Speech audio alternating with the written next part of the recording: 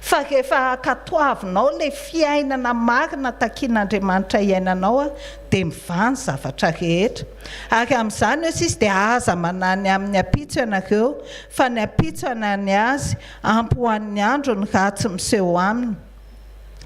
Rehefa voatandritsika ny zavatra rehetra nasain'Andriamanitra ny tandremana dia hozy izy Jesosy ao amin'ny Apokalipsy 7:7-12 manao hoe 7 dia dinganiko vakiako indray 7:12 manao hoe fantatro ny asanao, indro efa nasiako varavarana mivoha eo anatrehanao ka tsy misy maharindrina azy, fa manana hery kely ihany ianao ka nitandrina ny teniko ary tsy mba nandany anarako. Satria efa nitandrina ny teniko ny amin'ny faharetana ianao, izao kosa hiaro anao ho voavonjy amin'ny andro fakapana izay efa hiatra amin'izao tontolo izao, ho fizahan-toetra izay miorina izay monina ambonin'ny tany, fa afainganao tany mafy izay anananao mba tsy hisy aka ny satroboninahitra ao. Amen. Alao hoe ary fa matoky amin'izay nitenenin'Andriamanitra. Hitanao rehefa mandeha mampandresy ny sitrapon'Andriamanitra ianao dia izao hozy izy Jesosy araka ny teny pasteur teny am-piandohana hoe Jesosy ny teny hoe ary ndraiky eo amiko mandrakariva satria izaho manao izay sitrana. Dia rehefa mijoro ao amin'ilay sitrapon'Andriamanitra tsika dia Jesosy eto amintsika foana, dia izao tsy mila miady intsony tsika fa ny zavatra na varavarana fahagolinina na fahagolinina raha vao mahita an'Andriamanitra miaraka aminao dia misokatra ho azy. Dia izay mampatonga le hoe tsy adinao le izy le zavatra le tranga, fa ny adinao dia ny adinao ady amin'ny tenanao ary ady amin'ny fampandresenao amin'ny sitrapon'Andriamanitra. Ndao tsika hitsangana hivavaka. Jesosy misaotra betsaka anao satria mampianatra anay ianao. Fona aminao izay Jesosy satria amin'ny fotoana izay tsy miambina dia diso ady ary diso fahavalo dia diso vavaka koa izay Jesosy. Mangataka aminao izay Jesosy malala mba tena hoe anana an'ilay hery Jesosy hijoro foana ao amin'ny sitraponao, dia mangataka ny fanahinao masina hampatsiahy anay mandrakariva ny tokony ataonay amin'ny fotoana rehetra, ny tokony saintsainanay, ary indrindra mba tena hoe anana firaisana aminao mandrakariva. Dia derainay mandrakizay Jesosy ny anaranao. Amen. Tehaka tsika ndraisantsika ny mpanompon'Andriamanitra manaraka.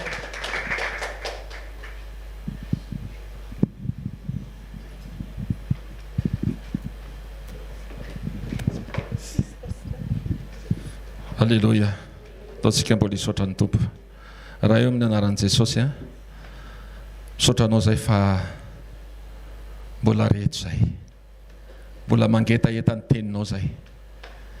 Aza vela isy hialy eto Andriamanitra raha tsy voky ny teninao, ary tsy hoe voky fotsiny fa tena hoe miaina, entina miaina amin'izay toy ny fiainanay ny teninao, satria tokoa hoe teninao dia fanahy sy fiainana. Misaotra raha eo dia tahion'ny tsirairay avy indray ny anaran'i Jesosy. Amen. Ataontsika mba mangataka anao azo toerana raha mety aminao mitsangana dia afaka mitsangana foana. Alléluia. Alléluia. Tsara be daholo ny teny izay nampitondray ny tompo ny mpanompony teo. Ianao ve mahita hoe tena eto Andriamanitra. Alléluia. Zavatra izay nampitondray ny tompo fotsiny androany dia hoe inona ny mampiavaka anao. Ianao kristianina, zanak'Andriamanitra nateraka indray, manaiky iombona amin'i Jesosy isan'andro.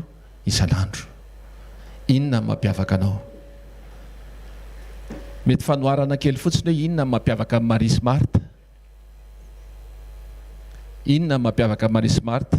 Luka 7:1-7 sy ny 2:7 vakiko amin'ny anaran'i Jesosy hoe fa ny tompo namalika nanao taminy hoe Marta, Marta, maro ahina sy maro hereny ianao, nefa zavatra ray aloha no ilaina, fa Maria no efa nifidy ny anjara tsara izay tsy alaina aminy. inona mampiavaka anao? Maria dia niavaka tamin'ny toe-pony, fa i Marta manavaka ny tenany amin'izay zavatra mety herehana. Maro ahina loatra, saintsaina zavatra be da be.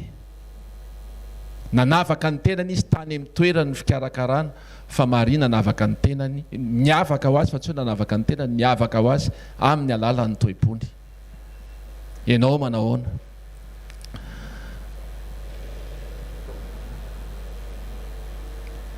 Mateo 5:9-7 sy 7 fakiko amin'ny anaran'i Jesosy manao hoe: fa raha izay tia anareo ihany no tianareo, inona ny valim-poti azonareo?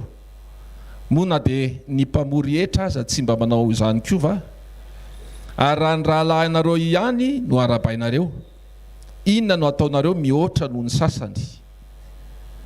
Moa na dia ny jentilisa aza tsy manao toy izany ihany va? Amen. Inona no ataonareo mihoatra noho ny sasany? Samy mitovy amin'ny sasany ihany no ataonareo. Ilay mihoatra eto mety zahatra tena tsy tianao, le tsy tianao atao mihitsy, le verina hoe sarotsarotra tokony atao, dia ohatra ny nataon'ny Maria teto mihitsy, mihoatra noho ny nataon'ny Marta. Ny Marta anie tsy hoe diso hoe, tsy hitako hoe inona zany mikarakara ny tompo izy, lasa izy manamboatra zay zavatra tokony karakaraina, fa mihoatra noho izay ny tadiavin'Andriamanitra amintsika. Inona ny ataonao mihoatra noho ny jentilisa? Ozy izy tenin'Andriamanitra Romanina 12:2 haitsika tsy enjery hoe fa aza manaraka fanao an'izao tontolo izao. Inona le fanao an'izao tontolo izao? Le fanao an'izao tontolo izao tsy voatery hoe ratsy be foana eo am-pijerevana azy, fa raha maka ny toerany fanao an'izao tontolo izao ianao, dia tsy manao mihoatra noho ny sasany ianao zany. Tsy hitako izay mampiavaka anao zany raha ohatra ka ohatra n'izao tontolo izao ihany. Kinona moa tsy handehanana eny amin'izao tontolo izao ary raha ohatra ka mitovy aminy ihany ny zavatra ataontsika? Mazava ve? Tsisy zavatra mampiavaka antsika amin'ny hafa.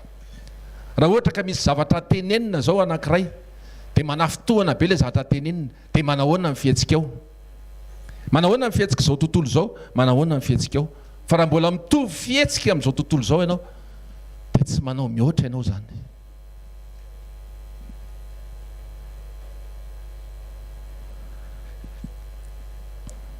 Alleloia. Tra matahotra be ianao hoe? Sa tsy matahotra tsika? Alleloia. Inona mampiavaka atsika? Inona ny réflexe spontané atsika manoloana ny zavatra rehetrarehetra?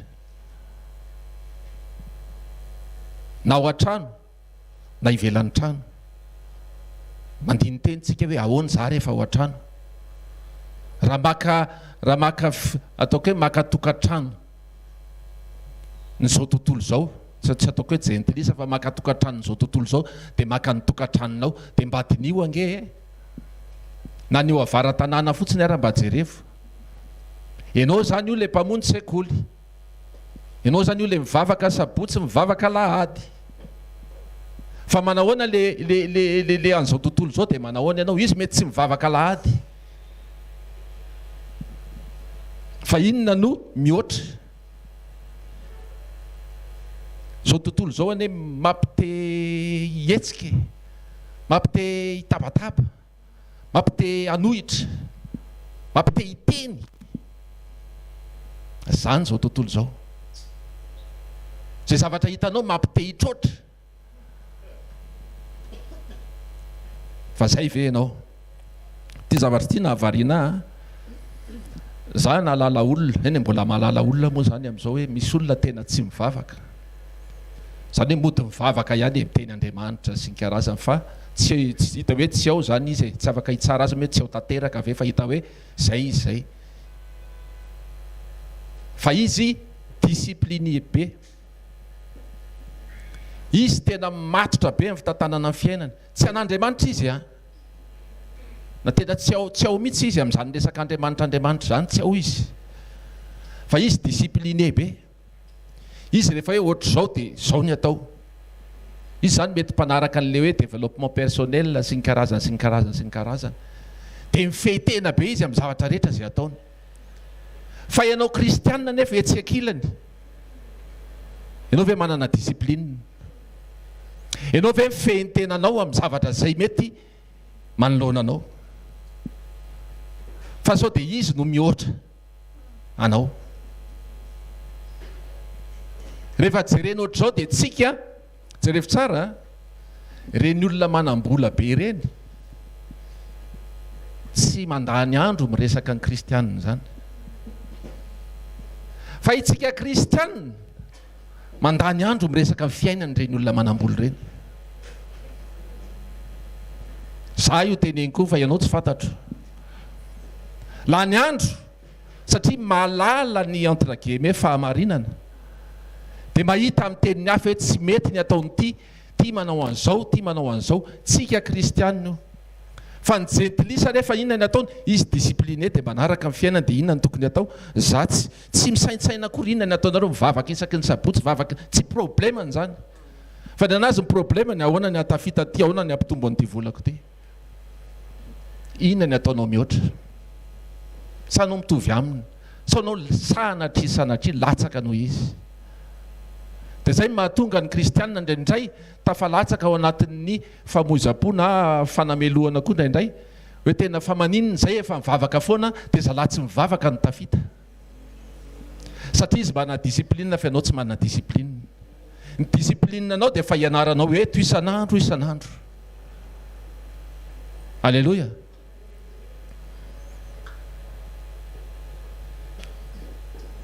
matetika ny hitan'ny olona mampiavaka ny kristianina dia zao miandrimana latsaka avy any an-danitra zay zany ny imageny zareo zay hoe nareo le miandrimana fotsiny nareo kamo velona matory inona ny verset ainareo dia hoe sambatra zay matory tsy mihetsiketsika sy ny karazany azotsika ve le izy tena tsongoiny tenanao androany fa aza mikikika raha marary raha tsongona fa te anaitra antsika ny tompo androany ny tompontsika ane ny tompony zavatra rehetra fa zao tsy hoe tompony zavatra rehetra dia tsy manao ininina fa manana discipline mpiainana misy raha mandreny zay dia zay foana ny teneniny aminay rehefa sendra mihoana discipline mpiainana en fait le izy tena tsika zanak'Andriamanitra mihitsy ny tokony discipliné noho ny olona ivelany amen fa ny anao entinao any amin'ilay hoe Andriamanitra rangamity zao fitahim-panahy androany ara-panahy ny zavatra resahantsika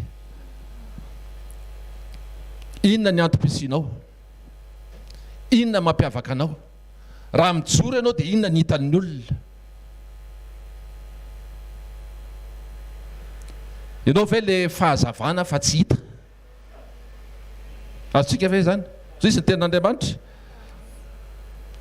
Luka 11:33 amin'ny anaran'i Jesosy tsy misy olona mandrehitra jiro ka mametraka azy ao an-davaka na ao ambany vata famarana fa hapetrany amin'ny fanaovan-jiro izy mba ho hitan'izay miditra ny mazava ianao sao dia manana fahazavana ihany fa mijanona ny an-davaka ohatrany hoe mirehitra ihany ianao fa mirehitra ny anaty lavaka tsisy mahita tsy hoe mila misehoseho fa ao anatin'izany tontolo zany mila mijoro tsika hoe za manana an' Jesosy tokony ho hita taratra eo amintsika zay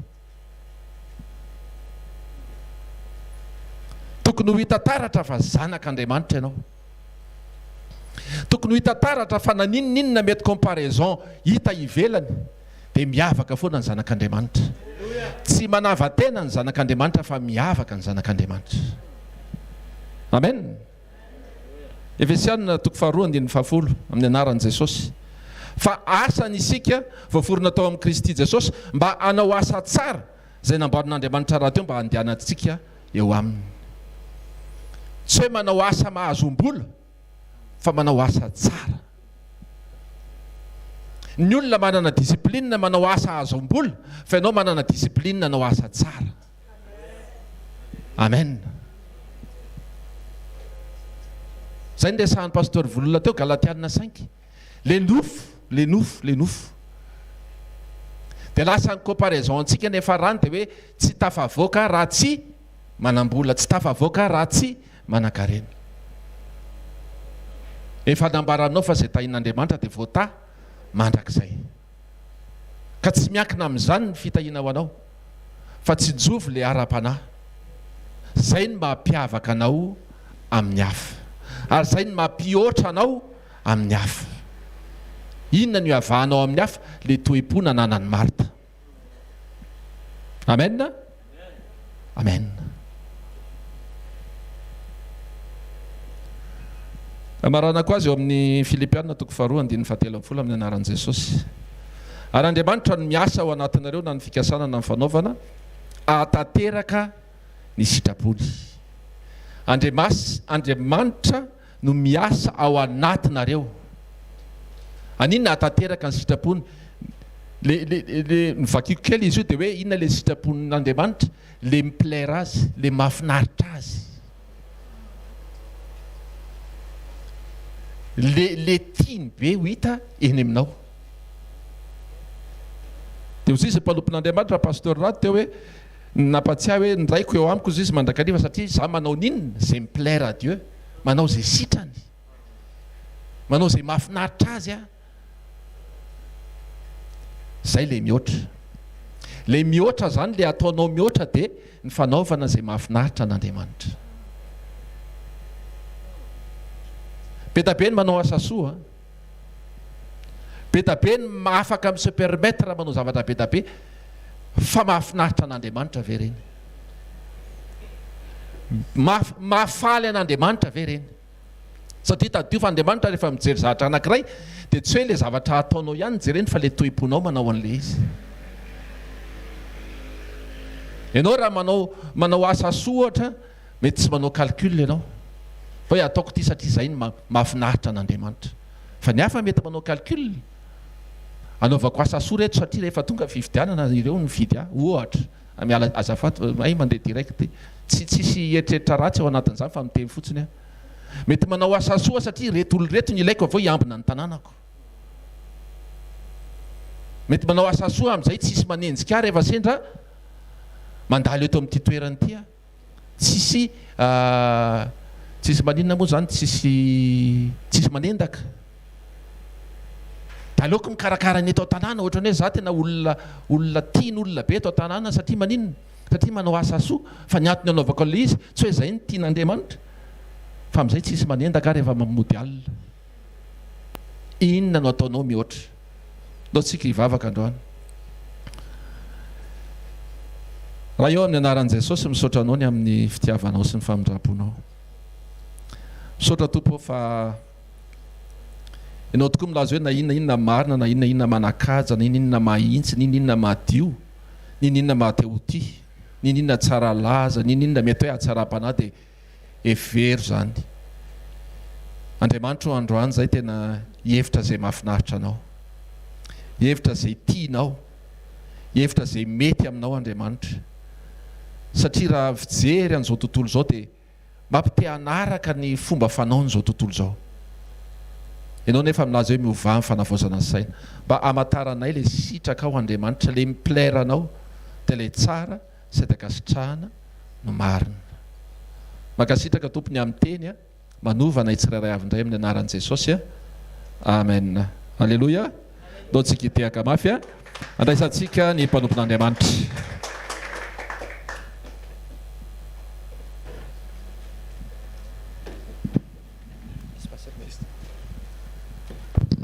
Alléluia. Mila manao mihoatra tsika, amen. Vavaka tsika. Misaotra Tompo ny amin'ny fanotrononao anay. Misaotra amin'ny fifidiananao anay Tompo tonga tao amin'ny fanotrononao. Satria tsy misy olona mahay manantona anao izy ny teninao raha sy ny tao miray avy any an-danitra. Tonga eto izay tsy sao dia faly mbola nanay amin'ny teny ary hoentinao izay miala anatin'ny fandringanana. Satria ny tsy fahalalana ozy ny sohatra masina dia miafarana amin'ny fandringanana. Androany Tompo dia aoka ianao tarika anay mila fanahy masinao ary ampisa izay fanahy masinao tena anaikisaka toy sy antanteraka ny teninao amin'ny fotoananao makasitraka raha eo. Amen. mila manao mihoatra tsika. Amen. Androany dia zavatra anankiray zay manapetraka ny tompo atao anaty koa ny amin'izao anjara zao disorana ny tompo manokana anatin'ity sekoly mpamana olana ity. Sekoly fitahim-panaza vaty sy fanambiana toetra. Amen. Ozy ny jaona fahatelo ny faharoa hoe ry malala mangataka mba ambinina salama antsika amin'ny zavatra rehetra tahaka ny ambinina fanantsika no nambinina nofontsika, zany hoe tena ny fanambinina ny fanahy zay mahatonga tsika tonga eto, ary zay ny tena marina. Rehefa tenao zavatra ho an'Andriamanitra Davida mpanjaka, tenao trano ho azy, satria izy ny teny manao hoe za ty mipetraka amin'ny trano valoriana, nefa ny Andriamanitra anatin'ny tranolay dia nakasitrahan'Andriamanitra zany, satria Davida tenao zavatra ho an'Andriamanitra. Fa zao ozy Andriamanitra zanako haintsika tsara zay tara zay, zanaka anao no azo izy izy. Davida no fitiavana ny Davida n'Andriamanitra, tsy nangataka-karena izy fa nambin'Andriamanitra. Nambin'Andriamanitra i Davida. Rehefa ataontsika hoe zay nifankasitr'Andriamanitra tamin'ny etaetany Davida mpanjaka zay, ny tanteran'ny Solomona mpanjaka zanany, dia nambin'Andriamanitra koa Solomona, nambin'Andriamanitra koa ny zanak'Israely, zay nakato ny faniriny ray aman-dreny teo fitondrana Davida mpanjaka. Ary fatantsika tsara fa rehefa mandeha ao anatin'ny etaetan'Andriamanitra dia sokafan'Andriamanitra ny zavatra maro samihafa zay tsy niheverina. Ary zay mahatonga ny Jesosy ny teny manao hoe, hoy Jesosy manao hoe ny fanjakan'Andriamanitra ny katsahana hozy izy, fa tsy zany rehetra zany. Dia rehefa ataontsika hoe nandeha zay fanambin'Andriamanitra tamin'ny tontolo narena zany dia hatrany amin'ny mpanjaka hafa ny mpanjakany Tiro, Hirama, nataon'Andriamanitra fitaovana nanamboatra ny eo tempolin'Andriamanitra eo. Amen. Le zavatra heverina zao tontolo zao io mampatsiahy antsika foana Andriamanitra hoe azany azaka zany, fa hiazaka zany araka ny ten'Andriamanitra tao zay zavatra zay rehetra zay mahafaly an'Andriamanitra. Amen. Isan'andro tsika jereo hoe inona zavatra hahafaly an'Andriamanitra. Ny hafalin'Andriamanitra dia tokana ihany le zavatra tadiavany amintsika, fa tsy le zavatra le ataontsika. Rehefa vita ny tempoly dia teo nanao tena natolotra ny Solomona mpanjaka an'Andriamanitra, nanao fety be mihitsy ho an'Andriamanitra ny firenena tamin'izany fotoana zany, zanak'Israely. Dia tena nitsofo rano teo hoe nizaniza manana olana, nizaniza ataontsika hoe niala tamin'Andriamanitra ka miverina amin'Andriamanitra, dia nitsofo ny rano teo dia nakasitrahan'Andriamanitra koa izay zavatra izay. Fatantsika tsara zavatra izay. Ary Andriamanitra ny teny manao hoe ny anarako ampitoeriko amin'ity trano ity izy izy, mahafaly zay zavatra izay. Ary ny be dia be ny olona mamaky Baiboly dia mijanona amin'izay. Fa misy tenin'Andriamanitra rehetra somary andininy kely fa mavesatra be ao amin'ny tantara faharoa toko fahafito andifa sy ambinifolo ka hatramin'ny andininy faharoapolo. Tantara faharoa toko fahafito andifa sy ambinifolo ka hatramin'ny andininy faharoapolo amin'ny anaran'i Jesosy manao hoe fa raha mivily kosa ianareo ka mahafoy ny didiko sy ny lalako izay nataoko teo nolonareo ka mandeha manompo andriamanikafa sy miankoka io natrehany dia hongotako amin'ny tany izay nomeko anareo ary ho fongorako tsy ho masoko ity trano no hamasiniko ho amin'ny anarako ity sady ataoko ho abolana sy ho ambetiteny any amin'ny firenena rehetra. Amen. Jereo tsara ny le trano tena amin'ny valeur be le misy hatramin'ny sotro volamena amin'ny taonina tsy taonina anankiray fa amin'ny taonina maromaro natao to amin'io izy Andriamanitra hoe raha vao anareo izy maninona mandeha miankoho raha ianareo izy raha ianareo sao dia diso raha ianareo izy manompo andriamanikafa sy miankohoka ny andriamanikafa ozy izy dia io trano ngotako izy izy. Zany hoe le zavatra le verina tena amin'ny taona le mahamaty ny olo Andriamanitra eo ngotako izy izy. Ary fatantsika tsara zany ao amin'ny boky ny tantara fa isaka mizavatra dia io miala voalohany satria tsy tian'Andriamanitra fototra ao fa tian'Andriamanitra tsy sindrina dia ny fanompoana an'Andriamanitra sy ny fiankofan'Andriamanitra. Amen. Tandremireo olona ny fanompoanao tsy possible anao zazainao mandehandeha tsy manompo zany, tsy possible. Tonga eto tsika misy anjara fanompoana tian'Andriamanitra ataontsika isaka magnano ten'Andriamanitra, fa raha tonga eto anao hoe le fahasalamako le zanako le olo zao tena mandiny tena fa izy ny tenyandriamanitra sarotiny andriamanitra amin'ny fanompona ary sarotiny andriamanitra amin'ny fiankohofana. Amen. Ary tsarovy tsara fa ny fanomponao dia tsy maintsy miafara amin'ny fiankohofana. Zay tomponao dia tsy maintsy ankofanao ary na zay ankofanao tsy maintsy topoinao. Fa zany mahatonga antsika dino isan'andro mampatsiahantsika foana andriamanitra hoe tsy mipetraka ao ny andray famonjena fotsiny fa jery hoe iza ny tomponao. Rehefa tsy manompo an' Jesosy anao re olona manompo an' Lucifera, tsy mantetelo zany io, na biblika amin'ny fiainantsika na diabolika. Tsy possible misy manao zany tontonona zany hoe tsy manao ratsy fa za tsy manompo fotsiny, na biblika na diabolika. Fa zay ankofanao topoinao, zay toponao iankofanao. Zay mahatonga antsika mila fiombonana amin'Andriamanitra isan'andro mba tsy diso fanompony ianao, tsy diso fiankofana anao. Misy ny olona hoe tena mivavaka fa na amin'ny sarivongana izy mivavaka satria diso fiankofana dia manombo zavatra hafa. Amen. Mampatsiahantsika foana manao hoe efa firy taona na nyzay natsapahanao fa hoe manompo an'Andriamanitra, hoe ianao dia hoe zanak'Andriamanitra. Dia inona anjara fanomponanao ka izy iny zao ary misy olona somary misimisy an'izao mitsikera-nao ny antokavantsika tambony tany hoe na mpivady ary za zao pasteur vadiko pasteur fa tsy mitovy ny andro ny antson'Andriamanitra ny pasteur satria samy manana ny antson'Andriamanitra na dia mpivady ary zay.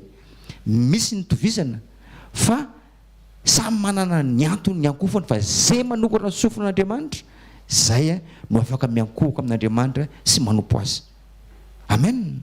Io nataontsika hoe fa io zavatra anankiray nantson'Andriamanitra anao, io no anomponao. Na misy olona be dia be, Andriamanitra tsy mijery nataony hafa fa mijery ny anjara nataoko Andriamanitra ho anao. Amen. Aza variana reo olona, anontany tsara fa ny masina fa ny fahatokavantsika mandeha mananton'Andriamanitra sy namonjy n'Andriamanitra antsika io no foron'Andriamanitra antsika maninona anompo azy sy ankohoka eo aminy. Amen. Mila miankohoka miompona amin'Andriamanitra atsika ary zany ny antom-pisintsika tamin'ity tany fandalovana ty dia nataontsika hoe ho any amin'ny mandrakizay atsika dia fanompona mandrakizay ary misy fiankofana foanao. Amen. Ary entotsika manomboka miankohoka sy manombo ary any rehefa tonga any zay vaovao izy Jesosy. Tsy hoe tsika rehetra fa zay vaovao aminareo izy zany hoe misy zany tsy tonga any, misy zany tsy tonga any. Tsy hoe biby fampitahorana le izy fa mahatonga antsika hitandrina. Alleloia. Ho an'izay manambady zao raha tiany ny vadiny mizaka tandremana eo, le tsy tia ny vadiny tsy ataony mihitsy. Ary manao izy zaka zay mba hafaly ny vadiny vokatra ny fitiavana, mihatra lavitra an'izay ny fitiavana an'Andriamanitra. Amen. Ary zany mahatonga Andriamanitra tatoato zay teneniny mpanompo ny zanaka ny manompo azy sy ny mpanompon'Andriamanitra lehilan'Andriamanitra tamin'ny andron'ny testamenta tataloha fa tsika zao zanak'Andriamanitra manompo fa manomboka toron'Andriamanitra antsika hoe ny fiankofana an'Andriamanitra. Amen. Dia dinentsika foana hoe inona ny zavatra ambadika ny fiankofana. Ao amin'ny Luka toko fadimy, Luka toko faefatra azafady, Luka toko faefatra andihy fadimy ka hatramin'ny fafito amin'ny anaran'i Jesosy. Ary ny devoly nitondra azy niakaraka naneo azy indray mpimaso ny fanjakana rehetra amin'izao tontolo zao. Dia hoy ny devoly taminy, omeko anao zao fanapahana rehetra zao mba mivononahany fa efa natolotra ho ay zany ka izay tiako nomeko azy ko raha iankohoka eto anatrehako ianao dia ho anao avokoa zany rehetra zany. Amen. Navadibadiko tsy fantatra hoe maninona ny mitovitovy ny Matthieu sy Luc samy Luc toko faefatra sy ny Matthieu toko faefatra andiny voalohany dia io Jesosy ny fahadianana sy nalainy devoly fanahy io, nalan'ny satana fanahy io fa maniny misy dikany. Navadibadika ko te io zavatra io fa tena mitovy mihitsy ny fanorotry Luc sy Matthieu. Fatantsika tsara fa no fitany satana zafady Adama sy Eva mba azahoany fanapahana zao rehetra zao. Fa hitany na dia azony ary zany tsy ampy, tsy ampy. Na satana ary mahafantatra fa hoe fahazahoana andro rehetra zao tsy ampy. Ianao aza mitady an'izany, tsy nataon'Andriamanitra tadiavina zany. Amen.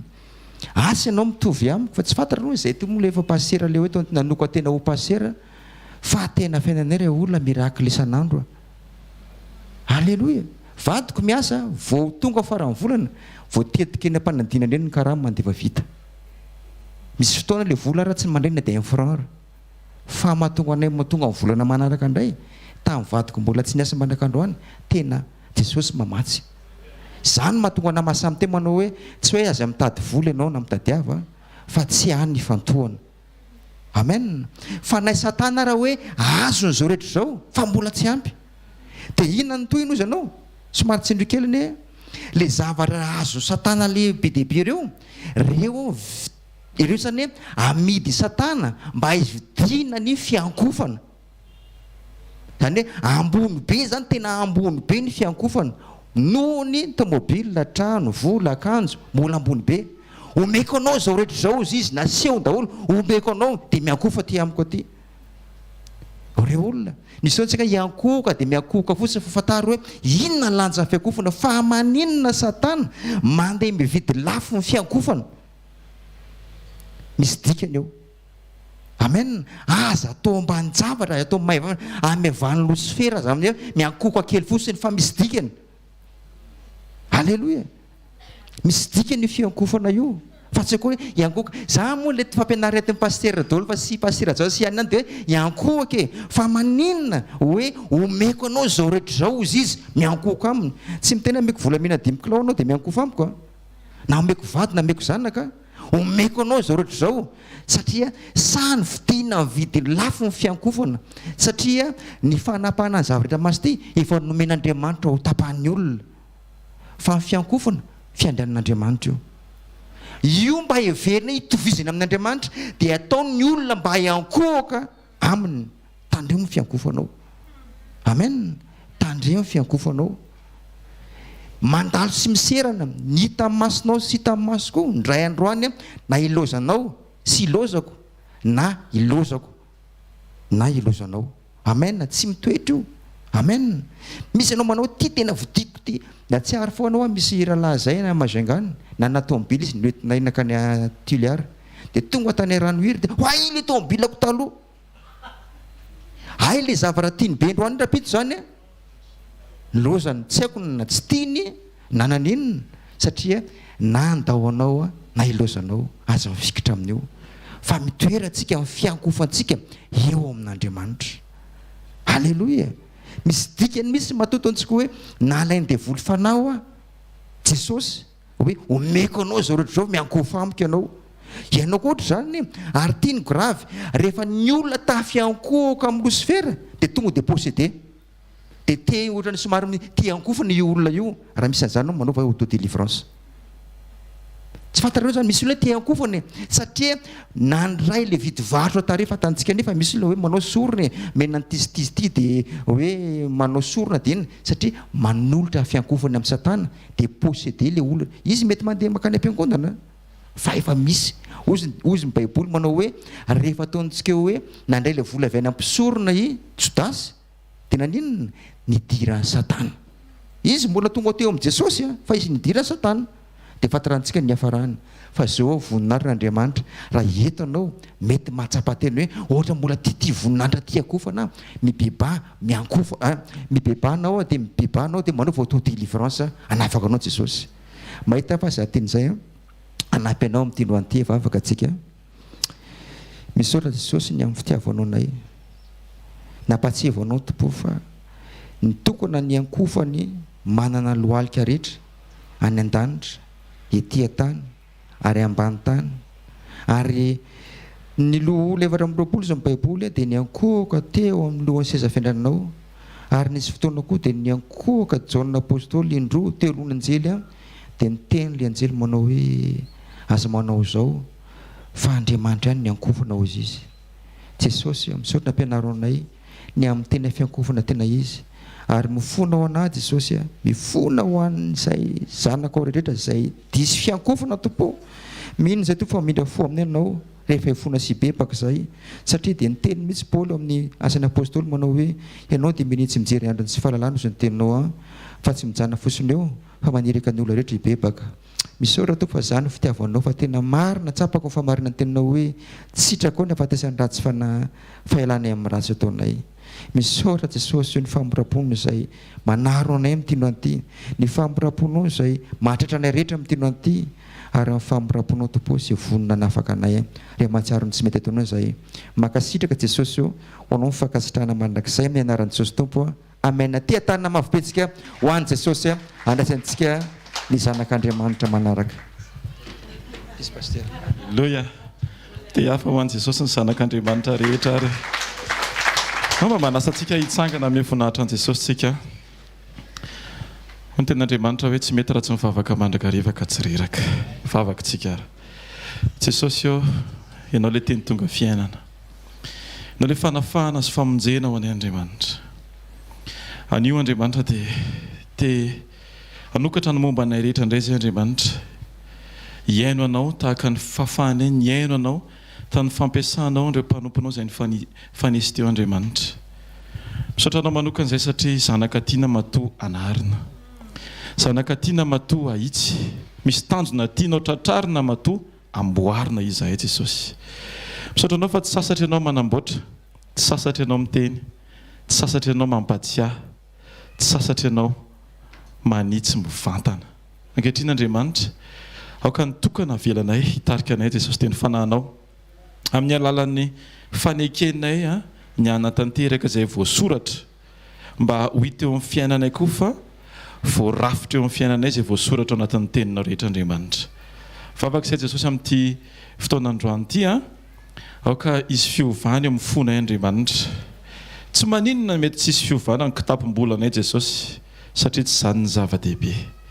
Fa ny fiovan'ny fonay Jesosy dia mbola ambony lavitra mihoatra noho ny fiovana izay mety tianay ho hita maso amin'ny anaranao Jesosy. Alleluia. Amen. Manasantsika rehetra hipetraka. Tahin Jesosy daholo tsika rehetra. Sekoly fitahimpana sy fanimbana toetra. Ndao sobaitsika ny toetrantsika lasa rehetra amin'ny anaran'i Jesosy. Mba ho toetra vaovao ny ao anatintsika tsiraray avy.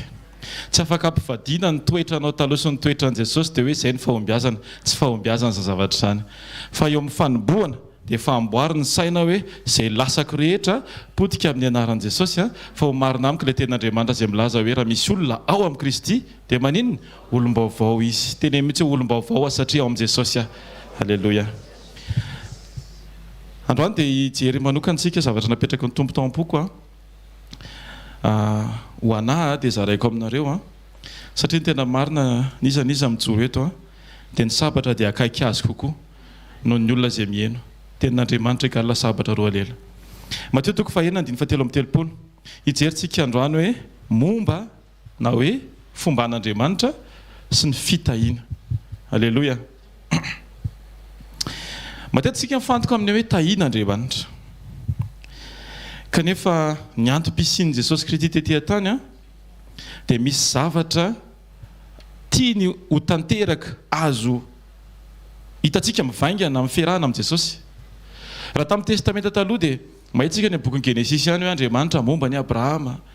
Fa taty amin'ny testamenta vaovao dia nasehony amin'izay na hoe materializeny amin'izay ilay hoe tena ohatr'izao Andriamanitra rehefa momba. Tsy hoe momba tsy miteraka akory izay mahatonga na misalasala hoe ilay momba sa ilay fombana no ampiasaiko fa ilay hoe fomban'Andriamanitra sy fitahian'Andriamanitra. Mateo 4:7-7 sy 4:3. Rehefa resaka fitahiana matetika ty foana no resantsika fa nefa mahagaga Andriamanitra afaka miteny na vakianao inarivo ireo tenin'Andriamanitra io dia hafa foana ny fanambaran'Andriamanitra. Amen. Hoy ny tenin'Andriamanitra amin'ny anaran'i Jesosy Kristy manao hoe fankatsao aloha ny fanjakany sy ny fahamarinany dia hanampy anareo izany rehetra izany. Dia ny 4:3 tsika rehetra ary amin'izany dia aza manainy amin'ny ampitso ianareo fa ny ampitso hanainy azy. Ampy ho an'ny andro ny ratsy miseho ao aminy. Amen.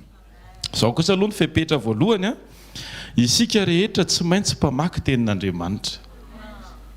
Alleloia. Tsy afaky ny teny ianao fa misy finoana ao anatinao raha tsy misy tenin'Andriamanitra. Satria ny finoana dia avy amin'ny toro-teny. Ary eo amin'ny fotoana izay hamakianao tenin'Andriamanitra dia mitombo ny fahalalanao an'Andriamanitra. Ny fiainana kristianina tsy tokony lova-tsofina. Alleloia. Tsy hoe izay renao tamiko dia iny nijoroanao. Nampanopin'Andriamanitra ary alleloia. I Jaona tsy natao hipetraka ho inoana, Jaona mpanao batisa. Fa rehefa tonga i Jesosy tao amin'ny Jaona toko voalohany 7:20 dia na izy ary mba niteny hoe ry ny zanak'Ondrin'Andriamanitra fa tsy za ilay izy. Alleloia. Isika rehetra dia tokony mitondra tena tahaka izany rehefa miaraka amin'ny Jesosy. Tsy ilay tokony antom-pitodiana fa ilay tokony mampitodika makany amin'Andriamanitra. Na iza izay no antom-pisitsika. Tsy fangaro aty amintsika amin'ny mason'ny olona. Satria rehefa fangaro aty aminao amin'ny mason'ny olona dia lasa sampy. Tadio tsara ty zavatra anankiray aty. Fa rehefa nalahatra ny fiara mifanekena sy dagona, isa-marainy dagona daboka ny lohany, tapaka ny lohany, aza manaiky alahatry ny olona amin'ny Jesosy. Satria mety tsy safidy le statut le izy fa vao tonga eo ianao dia tanteraka ny ina ne zavatra efa acte prophétique ny zavatra nataony Jesosy tao Gadareny. Vao tonga tao Gadareny Jesosy demoniaka roa lahy niankohaka teo anatrehan'i Jesosy. Niza raha vao maka ny toeran'Andriamanitra dia na antsafidy na tsy antsafidy miankohaka anatrehan'Andriamanitra. Aza manaika aka ny toeran'Andriamanitra zany mihitsiny. Verintsika amin'ilay ten'Andriamanitra teo hoe militsika mamaky ten'Andriamanitra. Tsy haiko hoe isaky ninona ianao mamaky ten'Andriamanitra. Tena marina raha tsy tokony hoe isaky ninona zany satria isaky ninona égale le moment défini. Alléluia. Raha vao miteny ianao isaky ny amin'ny folo dia ny akoatra ny amin'ny folo zany ahoana? Zany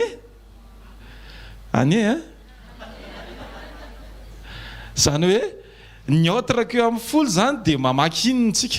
Mety tentsika iny ka zay ny ry pastera miasa nareo mety hoe manana fotoana fa ny baiboly afaka vakiana, baiboly afaka ienoina, baiboly afaka saintsainina. Alleloia. Ary indrindra tena tokony hiainana. Raha tena miaina amin'ny tenin'Andriamanitra ianao dia tsika zao rehefa hoe miaina maka rivotra tsisy hoe amin'ny anina tsy maka kely satria mba tsy njovoko ny ray birao amiko sao dia tsy manana ary zareo. Fa le hoe tena fiainana le izy raha vao calculentsika amin'ny saina hoe dia ahoana zany. Zao zavatra zao mpatinio kely. Taminao mbola tsy nanatrika sekoly mihitsiny, tsy haiko hoe firy taona tany aloha azonao antoka ve fa nalalaka ianao isaky ny amin'ny fito ka hatramin'ny valo sasany.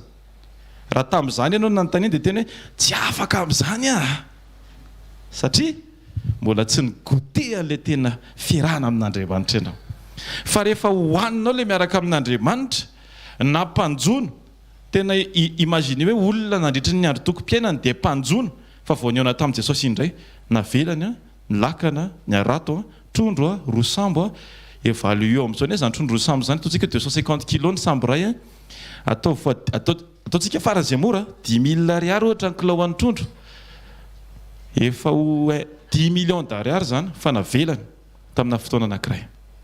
Tandremo ianao maninao indray manenjika an'ilay trondro lozana.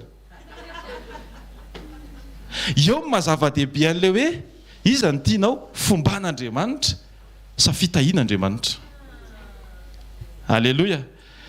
Isika dia ampianarin'Andriamanitra hoe ianao tokony matsapa hoe zava-dehibe amiko ny fahatsapana hoe za le miaraka aminao ny tianao no le hoe za manonona zavatra ho anao. Atsika ve? Alleluia. Zao tsy afaka mihitsika androso raha tsy miaraka amin'Andriamanitra. Ny mandroso tsy afaka hitentsika hoe fiovan'ny paysage. Fa possible tsy mandroso fa miova ny paysage. Tana mijery an'le inona le cinéma 3D reny ohatrany efa tafiditra anatin'le ianao nefa eo ihany. Nandray hovain'ny devolo ny fahatsapantsika ohatrany efa miova zany tontoloko zany nefa ianao ihany. Satria ny fandrosoana ny ato am-poko miova. Zay mahatonga antsika ny teny hoe fanimbana toetra. Le toetrako mihitsiny no mila potehana. Ary io tena hoe tsy mila olo-kafa ianao hanapotika ny toetranao. Raha mbola mila olo-kafa ianao hamoaka ny toetranao ratsy dia mbola tsy mety zany. Fa tsika mila olo-kafa moana toetra tsara. tsy hoe ny olona ny amoaka an'izy anatintsika fa le zavatra tsy mety ataon'ny olona ny toka amoaka votsara amintsika. Ahoana moa ny anarantsika izany fandeferana izany raha tsy eo anatrehan'ny situation anankiray tsy mampandefitra mihitsy. Pura be fandeferanao rehefa tsy mety aminao le condition tokony amoahana le zavatra. Alléluia. Zay mahatonga ny hoe Andriamanitra rehefa momba anao, alléluia, ny fombana tsy inona fiarahana, ny fitahiana zavatra omena. Aza tao ambany a. Ahoana zany anazavana an'ity? Aokantsika anova amin'ny fisainantsika. Nisy zavatra ny éduquenantsika hatramin'ny mbola kely. Fitiavana ilay izy ny fototra fa mifandraisantsika anazy ny diso. Rehefa tonga ny fotoana anankiray ataoko hoe ankalazana an'i Jesosy no naterahanao, mety misy manao an'izany, mety misy tsy manao an'izany, tsy maninona. Fa zao no atao ao anatin'ny fontsika hoe ny antony dia ankalazako an'i Jesosy. Mety misy fotoana misy manome cadeau ianao. Fa tadidio tsara. Fa na tsy voasokatra ao iny cadeau iny dia tokony hitanao hoe tena lafo vidy sy mavesatra kokoa le fahatsapan'le olona hoe mahatsiaro anao izy. Ny intention dia mbola lehibe lavitra sady important lavitra no ny zavatra nomena. Alléluia. Le fahatsapana sy le fahatsiarovana iny toe-po iny mbola zava-dehibe lavitra. Ohatr'izany koa Andriamanitra. Aza mifaly satria nahazo zavatra. Satria lasa alahelo ianao rehefa tsy azo zavatra. Satria ny sentiment anao efa napetraka tao amin'ilay zavatra. Satria ny fifaliantsika tokony Jesosy Kristy. Ka na mahazo ianao na tsy mahazo ianao dia tsy tokony hisy impact ny amin'ny fifaliana sy ny fijoroanao mihitsy zany. Zay le mazava-dehibe le tsapantsika hoe aleoko kokoa matsapa hoe momba an'Andriamanitra. Ohatra ny atao hoe exemple concret na momba hoe fomba an'Andriamanitra. Iny a miaraka amiko Jesosy a dia miditra anatina toerana anankiray dia izy miteny hoe inona ny tianao amin'ireo. Sy ny hoe iny a dia miditra anatin'le magazay anankiray a dia mifidy zavatra anankiray dia mivoaka. Azonareo ve ilay izy? Ny hoe Andriamanitra momba miaraka aminao foana izy. Tsy diso kajy ianao, tsy diso safidy ianao, tsy diso lalana ianao. Possible ny olona voata diso lalana. Satria mifantoka amin'ilay zavatra nomena fa tsy mifantoka amin'ilay nanome. Jesosy Kristy avy Nazareta no ilainao. Alléluia. Tsy mila trano zany tsika. Tsy mila fiara zany tsika. Tsy mila vola be dia be zany tsika. Jesosy no ilainao. Alléluia. Mety isy kivy be zao hoe natongavako ato hoe fitahim-panahy ahoana ny hevitra ahafahana mahazo trano. Atoroko anao Jesosy katsahana. Izy fotsiny katsahana aloha. Oreto a. Tsika ve mba mahita fa betsaka ny olona manana trano tsara fa tsisy fitiavana ao anatiny. Indraindray ny efitrano anankiray mafana lavitra noho ny efitrano valo. Ny efitrano valo mety misy clim, bodofotsy mety samy misafidy hoe ray maraina, ray atoandro, ray hariva. Mety avadika ary io tsy hoe misy olona tsy izy mamelatra azy fa misy olona hoe avadika ve azonareo ve tiako teny fahafenoana fa nefa tsisy fitiavana, tsisy fomban'Andriamanitra. Zay le hoe aleo lavitra miaraka amin'i Jesosy. Aleo lavitra ao amin'i Jesosy. Aza mangataka izay tokony angatahana. Alléluia. Fa hoy ny tenin'Andriamanitra teo ka tsy ao amin'ny fanjakan'Andriamanitra aloha. Amen. Ny olona anankiray rehefa be fangatahana dia ohatrany hoe fanehoana tsy finoana zany. Averiko tsara. Rehefa mangataka amin'Andriamanitra foana ianao dia midika izany fa kely ny finoanao. Ahoana ny ahafahantsika miteny an'izany? Satria tsy mino ianao fa na tsy angatahako ary Andriamanitra dia afaka manome anahy. Andriamanitra ne tsy dirigentsika. Nanao ny lanitra sy ny tany iny izy tsy nitenentsika hoe asivo an'izany orchidée zany, asivo an'izany zao zany voninkazo. Fa nefa rehefa tonga eo ilay izy dia lasa tianao ilay izy. Magaga tsy hoe nataony jerenao dia hoe tianao ve ty dia asiako an'ity ao. Fefa fantany hoe raha vao apetraka eo ty dia misy fitiavana izay anatin'io zanako izy napetraka dia afaka mankafy izay vokatra avy aty amiko izy. Ka tsao aloha Jesosy. Aza mianara amin'izay aza mangataka. Rehefa mahatonga antsika rehefa mivavaka tsisy tenenina satria lany le angatahana. Voatonona daholo le angatahana. Fa raha mipetraka eo amin'ilay tena antom-pisitsika sika hoe za mahatonga mivavaka didideran'i Jesosy. Rehefa tena vavaka feno fiderana non stop zany io. Mideran'i Jesosy ianao ny amin'ny andro, ny amin'ny fotoana, ny amin'ny fiainana, ny amin'ny fisianao, ny amin'ny zavatra lasa talona ny soran'Andriamanitra anao, mideran'i Jesosy ianao, ny amin'ny zavatra rapitso derahanao n'Andriamanitra. Alléluia. Fa raha vao zatra mangataka tsika dia manamboatra ny ao anatintsika tsy iny le izy. Sady vao mahita miariary ny tsy finoantsika rehefa mangataka tsika satria tsy voatery izay tiatsika ny atao. Ary eo tena tandremana tsara mihitsy ny manao hoe acte prophétique. Natao hoe acte prophétique dia hetsika anankiray izay ataon'ny olona. Alléluia. Azavaiko amin'ntsotro aloha izy action anankiray hetsika faminaniana zany. Be dia be tsika manao an'io amin'izao fotoana izao fatandrema fa raha vao tsy araka ny sitrapon'Andriamanitra ilay zavatra ataonao dia blasphème. Ny acte prophétique tokony ho izy dia zao Andriamanitra efa mahafantatra ny mety amintsika tsiraray avy. Izay aloha tokony ao anaty saintsika. Na ny zavatra tsy ao ambavanao ary dia efa fantatra Andriamanitra hoe ity mety aminao. Alléluia. Dia le acte prophétique dia tokony le hitanao ao amin'ny Jesosy no apetraky ny fanymasina eo ambavanao. Fa tsy hoe le hita ny nofinao tianao azo no tonononao amin'ny anaran'i Jesosy tsy maintsy azoko ity. Zay le hoe kasio kely nefa tsy hitany nefa Jesosy tsy miprogramme ho anao an'iny zavatra iny. Dia jereo tsara fa rehefa tsy tanteraka iny dia fononao miozongozona voaloha.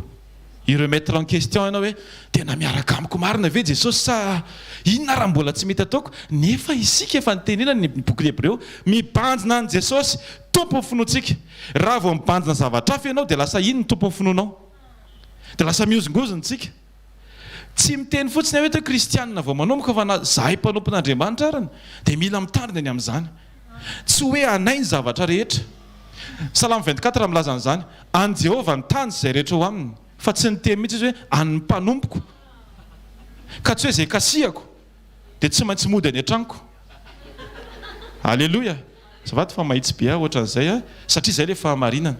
Dia nay mantsika lasa ohatran'ny hoe tady hampiasa an'Andriamanitra amin'ilay faintsika. Indray tsika mahay mangataka be. Ary rehefa tsy mahazo any amin'Andriamanitra dia ny sainao amin'izay ny amboarinao hoe mety tia ngamba n'ilay olona tian'Andriamanitra ho angatahako. Tandremo zany. Alléluia. Ho atsika mpangataka mifarana amin'ny fangatahana amin'ny anaran'i Jesosy. Amen. Ho anao mpanome mifarana amin'ny fanomezana amin'ny anaran'i Jesosy. Zavaiko tsara ity. Misy fotoana miatrika combat anankiray ny olona. Ary jereo tsara fa raha ohatra hoe nentina tany amin'ny désert Jesosy ka nisy nalahelo be Maria dia nalainy hoe aleo naterako sakafo any ty zanako ty. Ny farana le tanjon'Andriamanitra izay tian'Andriamanitra tanterahany Jesosy. Aza miditra any amin'ny désert ny olona ianao. Raha tsy efa Jesosy no mitarika anao hoe vangio izy. Vita ny naniraka goaika amatsy any Elia. Fa tsy ianao no mieritreritra hoe za efa goaika sady efa antitra dia zany anatitra makany. Goaika antitra tiako tenenina. Alléluia. Aza maniraka an'Andriamanitra. Mety hafahafa be zany teneniko zany tandremo farananao ny testan'ny olona anankiray. Satria ianao tsy mihaino an' Jesosy. Alléluia.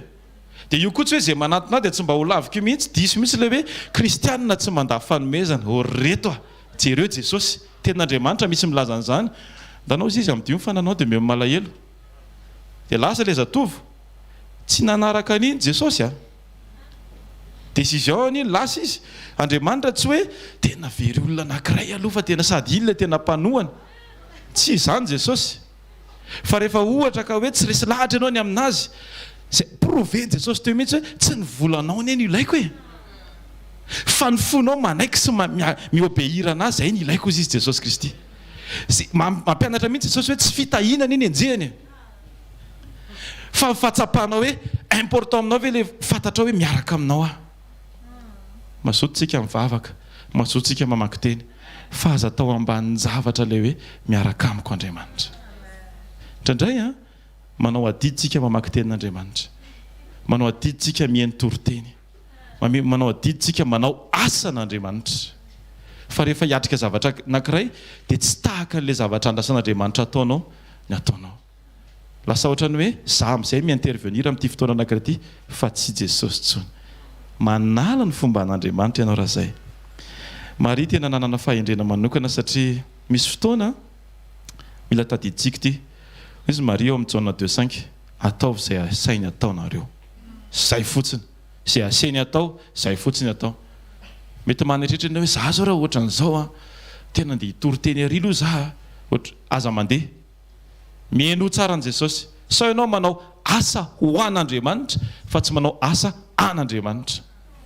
Ny asa ho an'Andriamanitra izy ary tsy akorankory hoe ho any ianao. Ny asa an'Andriamanitra izy mihitsy naniraka anao satria anazy le izy. fa tsy ho anazy le izy. Misy fotoana ianao manao sakafo hoan'ny olona fa le olona tsy au courant hoe anateranao izy. Dia entintsika ohatran' zany koa ny asan'Andriamanitra. Io ne tsy rehefa te hitory dia mitory. Io ne tsy datenjehany. Alléluia. Fa io directiva enona tsara. Miteny ve za? Mangina ve za? Mihetsika ve za? Ahoana moa ny afahantsika maneho fankatoavana marina an'Andriamanitra? Raha ohatra ka manana fahalalana tonga dia hoentinao amin'izay tianao. Tsy mahafaka manao an'izany tsika. Fa sao kosa nefa ny mahafinaritra. Rehefa tena tsapanao hoe miaraka amiko foana Andriamanitra, dia za koa misafidy hiaraka amin'Andriamanitra foana. Io zany tena hoe ny décision an'Andriamanitra efa zay hoe momba anao a. Fa tsika indraindray mitsoka. Fa manomboka androany raiso ny fanapa-kevitra hiaraka aminao a Jesosy. Misy zavatra be dia be zay miaraka amin'ny Jesosy zay a. Dikany hoe miaraka aminy a, tsy mifampitatana fotsiny. Zay mahatonga azy ny teny amin'ny Jaona 10:30 izy raha sisa hoe Jesosy ny teny hoe zasy ny ray dia iray ihany ozy izy. Lesona ngeza be iny, tsy hoe zasy ny ray dia miaraka, fa zasy ny ray dia iray ihany.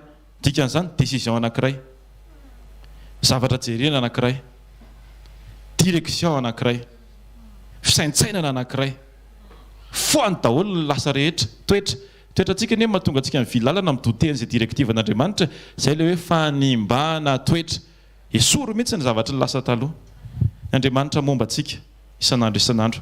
Luka 1:28. Ary noho niditra tao amin'ilay anjely dia nanao hoe arahaba ary ilay nasoavana. Ny tompo momba anao.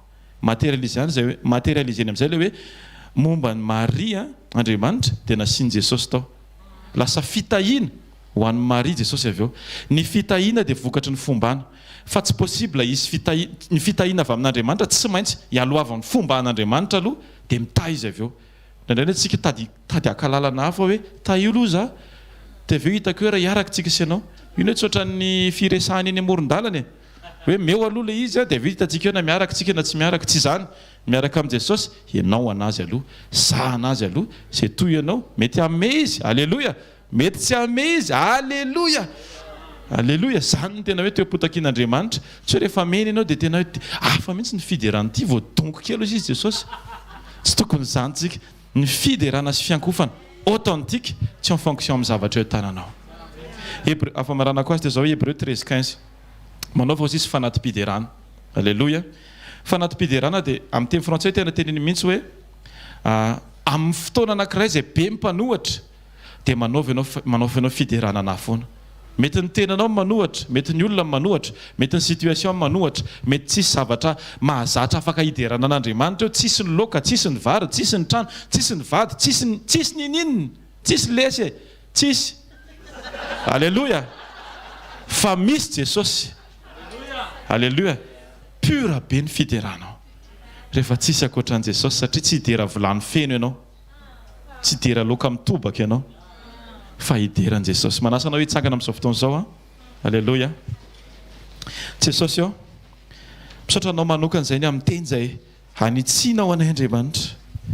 Ilainay ary tena matsapy izay Andriamanitra anatin'ny fonay hoe Jesosy mitenena foana.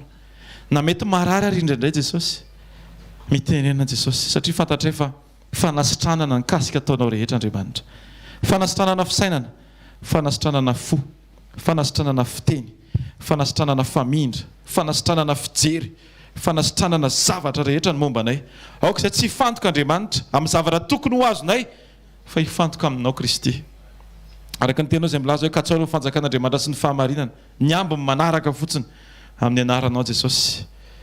Amboary izay Andriamanitra, amboary izay tsy ho be fangatahana fa hikatsaka amin'ny fanjakanao. Amboary koa izay tsy hamarana ny testa izay tianao atrehan'ny olona hafa. Sao lasa amin'ilay hoe fiantrana Andriamanitra fa tsy directive ny nanaovanay zavatra anankiray. Sao izay manana pitié olona Jesosy. Tsy tokony zany izay Jesosy. Ianao no tokony hifantohanay, zay tenenao no tokony ataonay, zay lazainao no tokony ataonay Jesosy. Amin'ny anaranao Andriamanitra ray.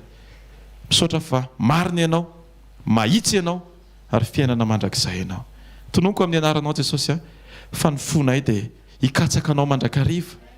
Ary ho zava-dehibe aminay indray manomboka androany zany hoe momba anay ianao, miaraka aminay ianao, ka na hitanay ianao na tsy hitanay dia izay no tena zava-dehibe aminay hoe miaraka aminay ianao. Aoka izay anana fo tahaka ny fahasahiny sadraka sy misaka sy Abednego hoe na dia tsy hamaly anay ary izy dia izay tsy hankohako anatrihan'ny fahavalo zany. Zany Jesosy na tsy hivaly ary ny zavatra mety eritreretinay hoe ohatra mahafinaritra manana an'ity tsy maninona tsy azonay zany fa rehefa eo amin'ny fiainanay ianao mety ny zavatra rehetra. Hovainy fony tsiraray avy mba hanaika an'izany Andriamanitra.